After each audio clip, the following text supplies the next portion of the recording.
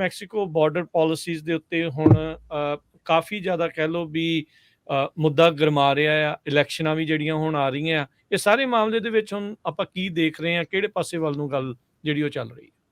ਸੋ ਜਿਹੜੇ ਨੰਬਰ ਆ ਉਹ ਹੁਣ ਘਟ ਗਏ ਆ। ਈਵਨ ਜਿਹੜੇ ਪੰਜਾਬੀ ਵੀ ਆ ਰਹੇ ਹੈਗੇ ਬੜੀ ਗਿਣਤੀ 'ਚ, ਸਲੋ ਡਾਊਨ ਆ ਗਿਆ ਉਹਨਾਂ ਦੇ ਵਿੱਚ। ਬਾਰਡਰ ਠੀਕ ਹੈ। ਜਿਹੜੇ ਸਖਤੀ ਉਹਨਾਂ ਨੇ ਕਰਤੀ ਆ, ਡੀਪੋਟੇਸ਼ਨ ਇਹਨਾਂ ਨੇ ਸ਼ੁਰੂ ਕਰਤੀਆਂ। ਕਾਫੀ ਵੱਡੇ। ਤੇ ਪਹਿਲਾਂ ਤਾਂ ਜਿੱਦਾਂ ਗੇਟ ਖੋਲੇ ਸੀ, ਬਿਨਾਂ ਬਿਆਨ ਲੈ ਛੱਡ ਦਿੰਦੇ ਸੀਗੇ। ਹੁਣ ਇਹ ਜਿਹੜਾ ਲੋਕੀ ਵਾਪਸ ਭੇਜ ਰਹੇ ਆ, ਕਿੰਨੇ ਲੋਕੀ ਵਾਪਸ ਭੇਜ ਰਹੇ ਇਹਦੀ ਹੁਣ ਇਹ ਤਾਂ ਹੌਲੀ ਹੌਲੀ ਪਤਾ ਲੱਗੂਗਾ ਕਮਿਊਨਿਟੀ ਦੇ ਥਰੂ ਹੀ। ਹੁਣ ਕਿਸੇ ਉਹ ਤਾਂ ਇਦਾਂ ਹੀ ਕਿਸੇ ਦਾ ਬੰਦਾ ਮੁੜਿਆ ਹੋਵੇ ਵਾਪਸ, ਹੁਣ ਉਹੀ ਦੱਸ ਸਕਦਾ ਕਿ ਜੇਲ੍ਹ 'ਚ ਹੋਰ ਕਿੰਨੇ ਜਾਣੇ ਸੀਗੇ ਤੇ ਕਦੋਂ ਵਾਪਸ ਮੁੜੇ। ਇੱਥੇ ਸੌਰੀ ਮੈਂ ਤੁਹਾਨੂੰ ਰੋਕ ਰਿਹਾ, ਇੱਕ ਮੈਂ NBC ਦੀ ਨਿਊਜ਼ ਇਹਦੇ ਵਿੱਚ ਸ਼ੇਅਰ ਕਰ ਲੈਂਦੇ ਹਾਂ। ਪਿਛਲੇ ਸਾਲ ਦੇ ਮੁਕਾਬਲੇ 65% ਉਹਨਾਂ ਨੇ ਇਨਕਰੀਜ਼ ਕਰ ਦਿੱਤਾ ਹੈ ਜਿਨ੍ਹਾਂ ਨੂੰ ਆਪਣੇ ਮੁਲਕ ਵਾਪਸ ਜਿਹੜਾ ਉਹ ਘੱਲਣਾ ਆ।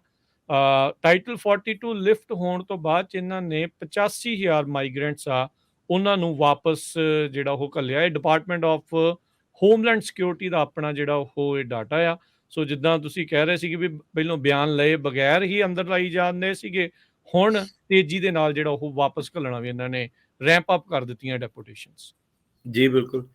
ਸੋ ਇਹ ਲਾਸੂਟ ਹੁਣ ਜਾ ਰਹੇ ਕਰਨ, ਇਮੀਗ੍ਰੇਸ਼ਨ ਵਕੀਲ ਕੋਲ ਤਿਆਰੀ ਕਰ ਰਹੇ ਆ ਕਿ ਜਿਹੜਾ ਇਹਨਾਂ ਨੇ ਐਪ ਕੀਤੀ ਆ CBP, ਤੇ ਉਹ ਕਹਿੰਦੇ ਪੋਸੀਬਲ ਆ। ਕਈ ਲੋਕਾਂ ਨੂੰ ਲੈਂਗੁਏਜ ਡਿਫਿਕਲਟੀ ਬੜੀਆਂ ਵਾ, ਤੇ ਕਈਆਂ ਦੇ ਕੋਲ ਇੰਟਰਨੈਟ ਵਗੈਰਾ ਹੈ ਨਹੀਂਗਾ, ਕਈਆਂ ਦੇ ਵੀਕ ਕਨੈਕਸ਼ਨ ਆ। ਤੇ ਔਨ ਐਵਰੇਜ ਜਿਹੜਾ ਇਸ ਐਪ ਰਾਹੀਂ 1450 ਕੁ ਬੰਦਾ, 1500 ਦੇ ਕਰੀਬ ਬੰਦਾ ਜਿਹੜਾ ਉਹ ਐਂਟਰ ਕਰ ਰਿਹਾ ਵਾ।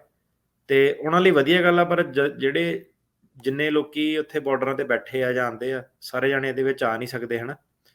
ਤੇ ਇਹ ਜਿਹੜਾ ਬਾਕੀ ਇਹਨਾਂ ਦੀਆਂ ਪਾਲਿਸੀਆਂ ਹੈਗੀਆਂ, ਕਈ ਦੇਸ਼ਾਂ ਨੂੰ ਇਹਦੇ ਵਿੱਚ ਪ੍ਰੈਫਰੈਂਸ ਆ ਤੇ ਕਈਆਂ ਨੂੰ ਨਹੀਂ ਆ।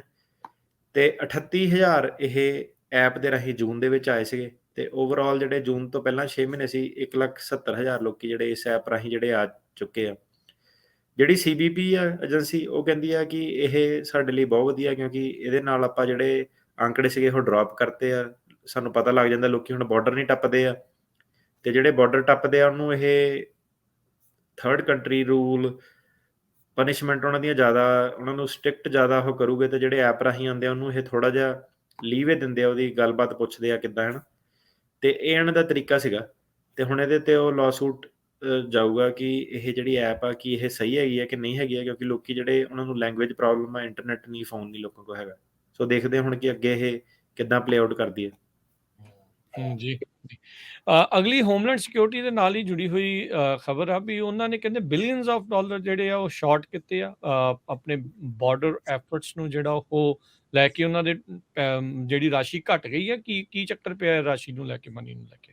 ਸੋ ਹੁਣ ਲਾਈਵ ਤਾਂ ਤੁਸੀਂ ਜਿਹੜੇ ਮਰਜ਼ੀ ਪ੍ਰੋਗਰਾਮ ਕਰੀ ਜਾਓ, CBP1 ਐਪ ਲਾ ਦਿਓ, ਭਾਵੇਂ ਦੁਬਾਰਾ ਬਣਾ ਦਿਓ, ਭਾਵੇਂ ਤੁਸੀਂ ਉਹ ਫਲੋਟਿੰਗ ਡਿਵਾਈਸ ਬਣਾ ਦਿਓ, ਭਾਵੇਂ ਤੁਸੀਂ ਡਿਟੈਂਸ਼ਨ ਸੈਂਟਰ ਬਣਾ ਦਿਓ ਹਨਾ। ਪਰ ਗੱਲ ਇਹ ਹੈ ਕਿ ਹਰੇਕ ਚੀਜ਼ ਲਈ ਤੁਹਾਨੂੰ ਪੈਸੇ ਲੱਗਦੇ ਇੱਥੇ ਅਮਰੀਕਾ ਦੇ ਵਿੱਚ। ਸੋ ਇਹਨੇ ਹੁਣ $1 ਬਿਲੀਅਨ ਕਾਂਗਰਸ ਤੋਂ ਮੰਗ ਕੀਤੀ ਹੈ ਕਿ $1 ਬਿਲੀਅਨ ਇਹਨਾਂ ਨੂੰ ਹੋਰ ਚਾਹੀਦਾ ਵਾ।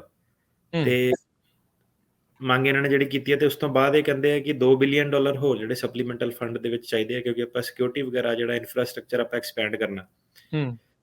ਤੇ ਇਹਦਾ ਹੁਣ ਇੱਦਾਂ ਪੋਲਿਟਿਕਸ ਦਾ ਕਿ ਡੈਮੋਕ੍ਰੈਟ ਪਹਿਲਾਂ ਜਿਹੜੇ ਸੀਗੇ ਉਹ ਵਿਰੋਧ ਕਰਦੇ ਸੀਗੇ ਕਿ ਪੈਸਾ ਇਹ ਵਾਲੇ ਚੀਜ਼ਾਂ ਦੇ ਵਿੱਚ ਨਹੀਂ ਪਾਉਣਾ, ਸਿਕਿਉਰਿਟੀ ਦੇ ਵਿੱਚ, ਡਿਟੈਂਸ਼ਨ ਦੇ ਵਿੱਚ। ਹੁਣ ਉਹਨਾਂ ਦੀ ਮੰਗ ਆ ਹਨਾ।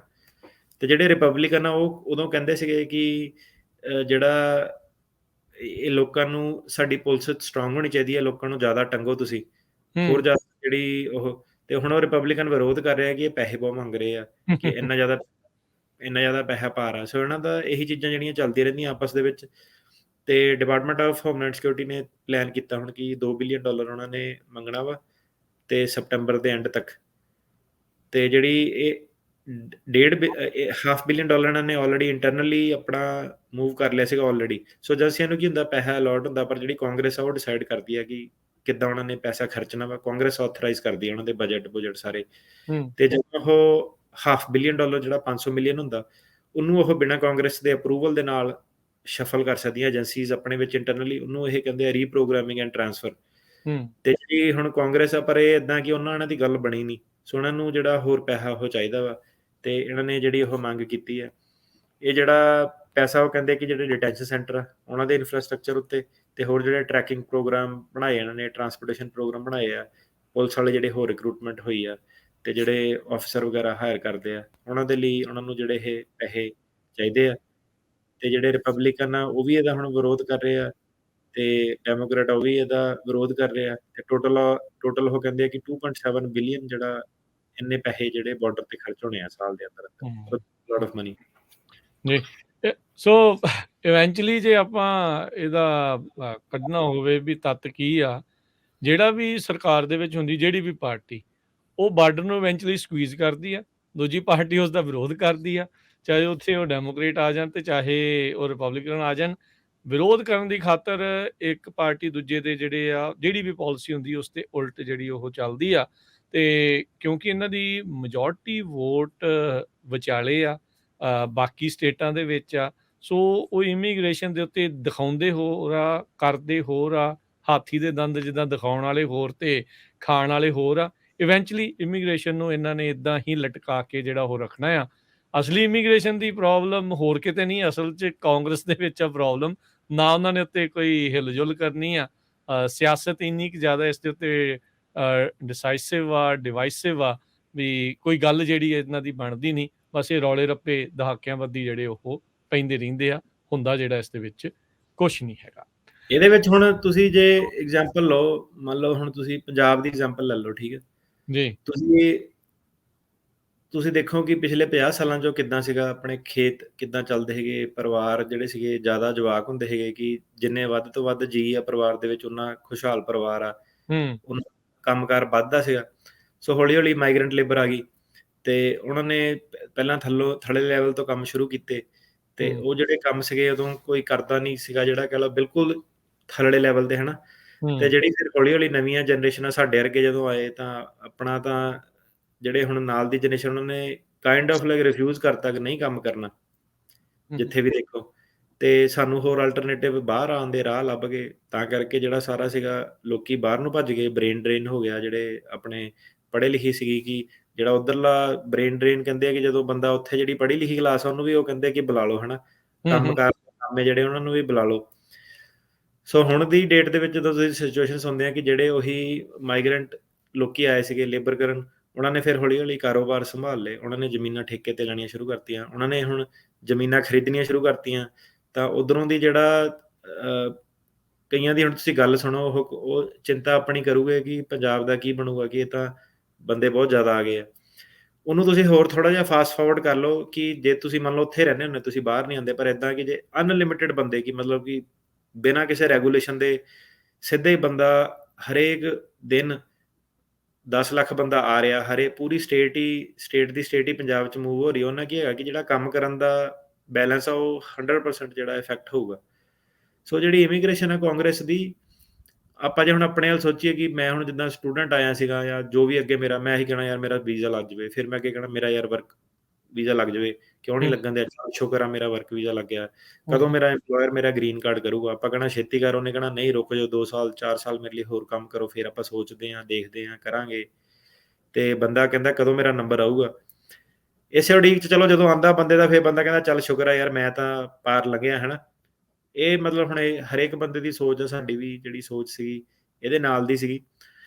ਜਦੋਂ ਹੁਣ ਬਰੋਡਰ ਆਈ ਵਿਊ ਤੋਂ ਦੇਖੋ, ਹਨਾ, ਹੁਣ ਜਿਹੜੇ ਲੋਕਾਂ ਕੋਲ ਗ੍ਰੀਨ ਕਾਰਡ ਆ ਜਾਂਦਾ ਜਾਂ ਇਕੁਇਵਲੈਂਟ ਸਿਟੀਜ਼ਨਸ਼ਿਪ ਆ ਜਾਂਦੀ ਹੈ, ਭਾਵੇਂ ਉਹ ਕੈਨੇਡਾ ਅਮਰੀਕਾ, ਤੁਸੀਂ ਦੇਖੋਗੇ ਕਿ ਖਬਰਾਂ ਆਉਂਦੀਆਂ ਕਿ ਉਹਨਾਂ ਦਾ ਇੱਕ ਵਿਊ ਪੁਆਇੰਟ ਡਿਫਰੈਂਸ ਹੋ ਜਾਂਦਾ ਵਾ ਕਿ ਯਾਰ ਇਹ ਲੋਕ ਇੰਨੇ ਜ਼ਿਆਦਾ ਕਿਉਂ ਆਈ ਜਾ ਰਹੇ ਆ, ਇਹਨਾਂ ਨੇ ਕੰਮ ਖਰਾਬ ਕਰਤਾ, ਇਹਨਾਂ ਨੇ ਪ੍ਰਾਪਰਟੀਆਂ ਦੇ ਪ੍ਰਾਈਸ ਚੱਕਤੇ, ਇਹਨਾਂ ਨੇ ਇੱਦਾਂ ਕਰਤਾ, ਇਹ ਖੌਰੂ ਕਰਦੇ ਆ, ਇਹ ਇੱਦਾਂ ਕਰਦੇ ਆ।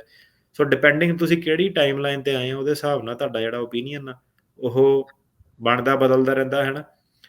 ਤੇ ਜਿਹੜਾ ਜਦੋਂ ਕੰਮ ਕਰਨ ਵਾਲੀ ਸ਼ਾਰਟੇਜ ਆ, ਜਿਹਨਾਂ ਨੂੰ ਉਹ ਕਹਿੰਦੇ ਆ ਵਰਕਰਾਂ ਦੀ, ਉਹ ਕਹਿੰਦੇ ਆ ਕਿ ਇਮੀਗ੍ਰੈਂਟ ਹੋਰ ਜ਼ਿਆਦਾ ਆਉਣੇ ਚਾਹੀਦੇ ਆ। ਐਵਰੇਜ ਅਮੈਰੀਕਨ ਤੋਂ ਪੁੱਛੋ, ਉਹਨੇ ਕਹਿਣਾ ਨਹੀਂ ਇਹ ਜੋਬਾਂ ਸਾਡੀਆਂ ਖੁੰਦੇ ਆ। ਤੇ ਜਿਹੜਾ ਕਾਂਗਰਸ ਆ ਉਹਨਾਂ ਦਾ ਇੱਕ ਕੀ ਰੋਲ ਆ, ਭਾਵੇਂ ਇਹ ਫਾਈਟ ਜਿਹੜੀ ਕਰਦੇ ਆ, ਪਰ ਇਹ ਐਡਾ ਸੌਖਾ ਸੋਲੂਸ਼ਨ ਨਹੀਂ ਹੈਗਾ। ਜੇ ਤੁਹਾਡੇ ਮੇਰੇ ਵਰਗੇ ਨੂੰ ਵੀ ਗੱਦੀ ਤੇ ਬਿਠਾ ਦਿੱਤਾ ਜਾਵੇ ਕਿ ਤੂੰ ਡਿਸਾਈਡ ਕਰ ਲਾ ਪੱਕਾ ਪ੍ਰੋਗਰਾਮ ਕੀ ਹੈ, ਅੱਜ ਦੀ ਡੇਟ 'ਚ ਦੇ ਵਿੱਚ ਸੋਲਵ ਵੀ ਜੇ ਕਰ ਦਈਏ, ਅਗਲੇ ਸਾਲ ਦੇ ਵਿੱਚ ਹੀ ਫੇਰ ਉਹ ਪ੍ਰੋਬਲਮ ਉੱਥੇ ਦੀ ਉੱਥੇ ਖੜੀ ਆ। 5 ਸਾਲਾਂ 'ਚੋਂ ਪ੍ਰੋਬਲਮ ਨੇ ਜਿਹੜੇ ਸਾਰੇ ਅੰਕੜੇ ਉਹ ਪਾਰ ਕਰ ਜਾਣੇ, ਕਿਉਂਕਿ ਉਹ ਕਹਿੰਦੇ 4 ਸਾਲ ਜਿਹੜਾ ਇਮੀਗ੍ਰੈਂਟਾਂ ਦੇ ਇਹਦੇ ਵਿਵਾਦ ਚੱਲਦੇ ਸੀਗੇ ਕਿ 10 ਮਿਲੀਅਨ ਕਹਿੰਦੇ ਸੀਗੇ ਅਨਡਾਕੂਮੈਂਟ ਅਮਰੀਕਾ 'ਚ ਇੱਕ ਨੰਬਰ ਹੁੰਦਾ ਹੈਗਾ, ਹਿਸਟੋਰਿਕ ਨੰਬਰ ਇਹਨਾਂ ਦਾ, ਉਦੋਂ ਤੋਂ ਜਦੋਂ ਤੋਂ ਰੇਗਨ ਉਹਨਾਂ ਨੇ ਪੱਕੇ ਕੀਤਾ, ਉਹ 10 ਮਿਲੀਅਨ ਤੇ ਕਿਤੇ ਇਹਨਾਂ ਨੇ 3-4 ਸਾਲਾਂ 'ਚ ਹੀ ਪਾਰ ਕਰਤਾ। ਤੇ ਉਹਨਾਂ ਦੀ ਵੀ ਗੱਲ ਉਹ ਹੈ ਕਿ ਜੇ ਅੱਜ ਉਹ ਐਮਨੈਸਟੀ ਦੇ ਦੇਣ, ਸਾਰਿਆਂ ਨੂੰ ਪੱਕੇ ਕਰ ਦੇਣ, ਲੋਕਾਂ ਨੇ ਜੇ ਉਹਦੇ ਨਾਲ ਇਹ ਨਹੀਂ ਕਿ ਪ੍ਰੋਬਲਮ ਸੋਲਵ ਹੋ ਜਾਣੀ ਆ, ਉਹਦੇ ਨਾਲ ਉਹਨਾਂ ਦੀ ਸਟੱਡੀ ਇਹ ਹੈ ਕਿ ਹੋਰ ਜ਼ਿਆਦਾ ਰਸ਼ ਜਿਹੜਾ ਆਉਣਾ, ਏਜੰਟਾਂ ਨੇ ਕਹਿਣਾ ਕਿ ਉੱਥੇ ਤਾਂ ਪੱਕੇ ਕਰ ਰਹੇ ਆ ਹਨਾ। ਸੋ ਇਹ ਪ੍ਰੋਬਲਮ ਵਾਕਈ ਐਡੀ ਸੌਖੀ ਨਹੀਂ ਹੈਗੀ ਜੀ, solve। ਜਿੱਦਾਂ ਆਪਾਂ ਦੇਖਿਆ ਸੀ ਟਾਈਟਲ 42 ਦੇ ਦੌਰਾਨ ਜਦੋਂ ਕਹਿੰਦੇ ਸੀਗੇ ਵੀ ਕੋਈ ਪੁੱਛਦੇ ਨਹੀਂ ਆ, ਉਦੋਂ ਭੀੜ ਜ਼ਿਆਦਾ ਸੀ।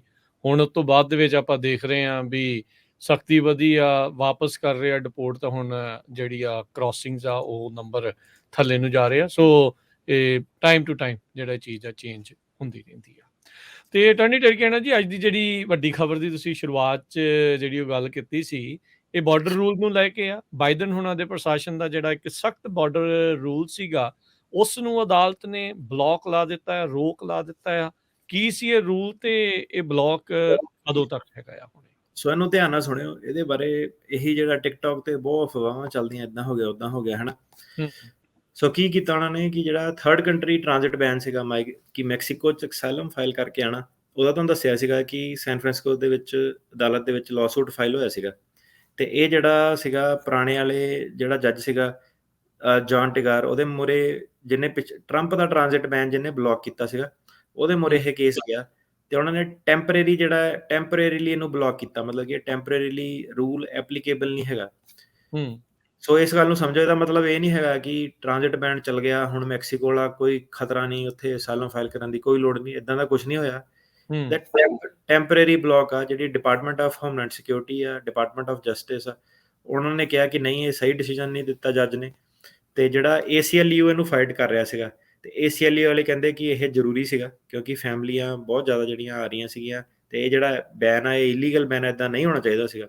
ਸੋ ਜਿਹੜਾ ਇਸ ਚੀਜ਼ ਦਾ ਨਿਚੋੜ ਇਹ ਆ ਕਿ ਟ੍ਰਾਂਜ਼ਿਟ ਬੈਨ ਟੈਂਪਰੇਰੀਲੀ ਉਹਨਾਂ ਨੇ ਬੈਨ ਕੀਤਾ। ਡਿਪਾਰਟਮੈਂਟ ਆਫ ਹੋਮਲੈਂਡ ਸਿਕਿਉਰਿਟੀ ਵਾਲਿਆਂ ਨੇ ਵਾਰਨਿੰਗ ਦਿੱਤੀ ਆ, ਉਹ ਕਹਿੰਦੇ ਕਿ ਇਹ ਪੱਕਾ ਕੈਂਸਲ ਨਹੀਂ ਹੋਇਆ। ਜੇ ਤੁਸੀਂ ਇਹਨਾਂ ਦੇ ਵਿੱਚ ਬਾਰਡਰ ਟੱਪਦੇ ਆ, ਤੁਸੀਂ ਅਸਾਈਲਮ ਨਹੀਂ ਫਾਈਲ ਕੀਤਾ, ਤੇ ਬਾਅਦ 'ਚ ਜਦੋਂ ਤੁਹਾਡਾ ਨੰਬਰ ਲੱਗੂਗਾ, ਅਸਾਈਲਮ ਦੀ ਤਰੀਕ ਆਊਗੀ, ਤਾਂ ਫਿਰ ਆਪਾਂ ਤੁਹਾਨੂੰ ਸੇਮ ਚੀਜ਼ ਆਪਾਂ ਤੁਹਾਨੂੰ ਪੁੱਛਾਂਗੇ ਕਿ ਤੁਹਾਡਾ ਟ੍ਰਾਂਜ਼ਿਟ ਬੈਨ ਤੁਸੀਂ ਉੱਥੇ ਫਾਈਲ ਕਰਕੇ ਆਏ ਕਿ ਨਹੀਂ ਆਏ। ਸੋ ਜਿਹੜਾ ਟੈਂਪਰੇਰੀ ਬੈਨ ਆ, ਇਹ ਅਜੇ ਕੋਰਟ ਦੇ ਵਿੱਚ ਜਿਹੜੀ ਜਿੱਤ ਹਾਰ ਨਹੀਂ ਕਿਸੇ ਦੀ ਵੀ ਹੋਈ ਹੈਗੀ।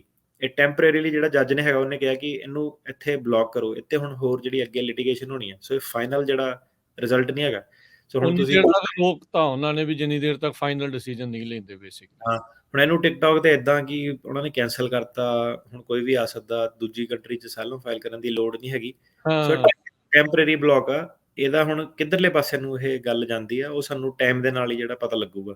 ਸੋ ਇਹਦੇ ਵਿੱਚ ਹੋਰ ਬੜੀਆਂ ਸਾਰੀਆਂ ਚੀਜ਼ਾਂ, ਟੈਕਨੀਕੈਲਿਟੀ ਤੁਹਾਨੂੰ ਦੱਸ ਸਕਦੇ ਆ, ਤੁਹਾਡਾ ਹੋਰ ਟਾਈਮ ਥੋੜਾ ਜਨਤਾ ਦਾ ਖਰਾਬ ਕਰ ਸਕਦੇ ਆ, ਪਰ ਇਦਾਂ ਕਿ ਅੱਜ ਦੇ ਲਈ ਕਿਉਂਕਿ ਇਹ ਟੈਂਪਰੇਰੀ ਆ, ਤੁਹਾਨੂੰ ਸਿਰਫ ਇੰਨੀ ਕੁ ਖਬਰ ਜਿਹੜੀ ਤੁਹਾਡੇ ਲਈ ਰੈਲੇਵੈਂਟ ਹੈਗੀ ਆ, ਤੇ ਅੱਗੇ ਜਿਹੜੀਆਂ ਦੀਆਂ ਟੈਕਨੀਕੈਲਿਟੀਆਂ ਕਿ ਕਿਉਂ ਉਹਨਾਂ ਨੇ ਇਦਾਂ ਕੀਤਾ, ਕਿਵੇਂ ਉਹਨਾਂ ਨੇ ਕੀਤਾ, ਉਹਨਾਂ ਅੱਜ ਦੀ ਡੇਟ 'ਚ ਮੈਟਰ ਨਹੀਂ ਕਰਦਾ। ਫਾਈਨਲ ਇਹਦਾ ਜਿਹੜਾ ਹੈਗਾ ਟਿਊਨਡ ਰਹੋ ਤੁਸੀਂ, ਜਦੋਂ ਇਹਦੀ ਫਿਰ ਵੱਡਾ ਫਾਈਨਲ ਫੈਸਲਾ ਹੋਊਗਾ ਕਿ ਇਵੈਂਚੁਅਲੀ ਕੀ ਹੋਇਆ, ਤਾਂ ਫਿਰ ਤੁਹਾਡੇ ਨਾਲ ਗੱਲਬਾਤ ਕਰਾਂਗੇ। ਸੋ ਹੋ ਸਕਦਾ ਹੈ ਕਿ ਇਹ ਉਦਾਂ ਦੀ ਚੀਜ਼ ਹੈ ਜਿਹੜੀ ਸੁਪਰੀਮ ਕੋਰਟ ਦੇ ਰਾਊਂਡ ਲਾ ਕੇ ਆਵੇ, ਹਨਾ। ਦੇਖਦੇ ਆ ਕਿੱਦਾਂ ਗੱਲਬਾਤ ਚੱਲਦੀ। ਕਈ ਮਹੀਨੇ ਗਾਂ ਤੱਕ ਜਿਹੜੀ ਇੱਕ ਹਿਸਾਬ ਦੇ ਨਾਲ ਆਪਾਂ ਕਹਿ ਸਕਦੇ ਹਾਂ ਵੀ ਇਹ ਜਾਣਾ ਹੈ।